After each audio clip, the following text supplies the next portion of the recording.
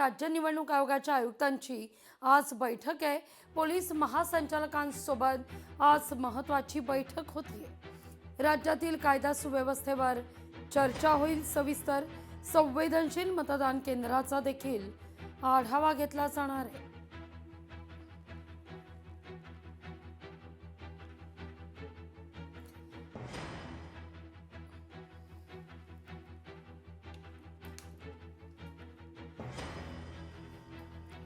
महसूल मंत्र्यांविरोधात मुख्यमंत्र्यांकडे तक्रार आहे।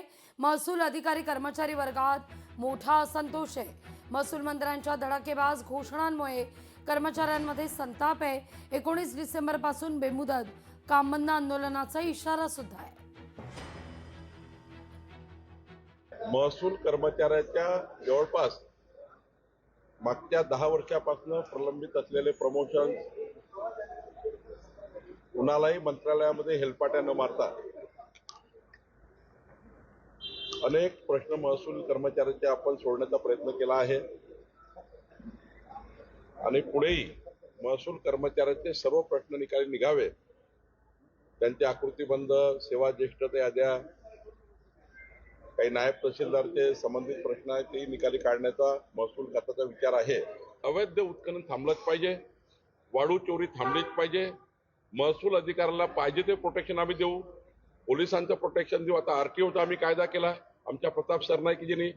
महसूल कर्मचाऱ्यांनी घेतलेली संपाची भूमिका कृपया त्यांनी मागे घ्यावी। सरकार महसूल कर्मचाऱ्यांच्या पाठीशी खंबीरपणे उभा आहे। ओबीसी प्रशिक्षणार्थींच्या जागांमध्ये कपात आहे। बार्टीचे 400 विद्यार्थी ओबीसी प्रशिक्षण घेऊ शकणार आहेत। महाज्योतीचे 100 विद्यार्थी प्रशिक्षण घेऊ शकतील। गुप्ता समितीकडून प्रशिक्षणार्थींच्या जागांमध्ये कपात करण्यात आली आहे।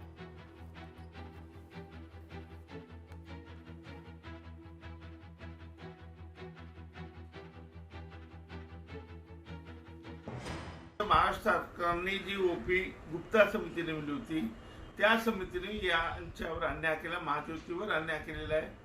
वास्तविक याच्याही पूर्वी अनेक वेळा निदर्शनास आलेलं आहे की ज्यांची संख्या जास्त आहे या महाराष्ट्रामध्ये 52-54% ओबीसींना सगळ्यात कमी पैसा मिळतो।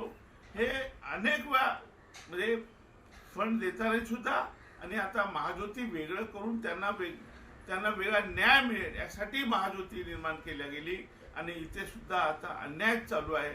हे सरकार आता निवडणुकीच्या तोंडावर जी ओबीसी मध्ये जे आता प्रचंड असं असंतोष पैदा झाला आहे, ताबडतोब माननीय मुख्यमंत्र्यांनी लक्ष घालायला पाहिजे। लोकशाही मराठी ऐका, पहा, जागरूक रहा।